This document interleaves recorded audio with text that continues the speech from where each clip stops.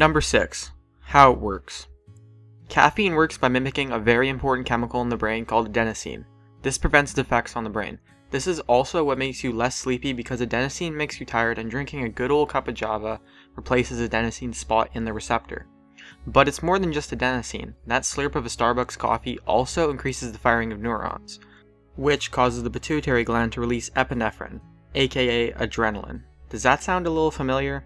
I bet it does if you have an EpiPen. Number 5. Spiders on coffee. This isn't about coffee entirely, but it's still pretty cool. Back in 1995, NASA wanted to see the effects of different drugs on spiders while spinning webs. The names on screen in English are marijuana, caffeine, LSD is also called acid, and I also did some research to try and find some info on chloral hydrate, but nothing came up for me other than it being a barbiturate and it treats insomnia. Number 4. Caffeine's origins. Apparently, legend has it that caffeine was discovered by Ethiopian shepherds watching goats while they ate the berries of the coffee plant.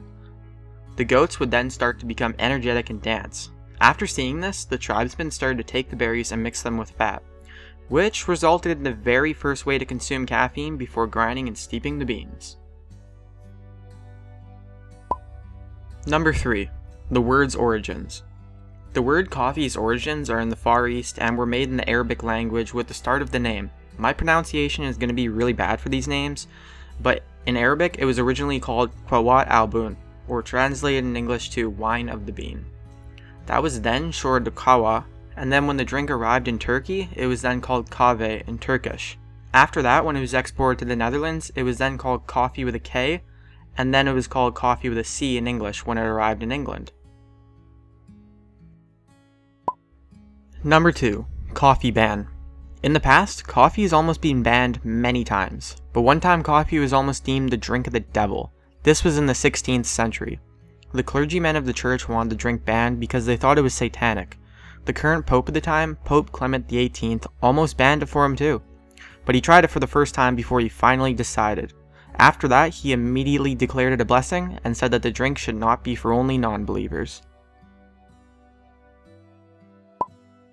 Number 1. Coffee scent. Apparently, the coffee smell everyone loves isn't so real. What big companies that sell coffee will do is get a scent provider called Scent Air. This is used to make that coffee smell.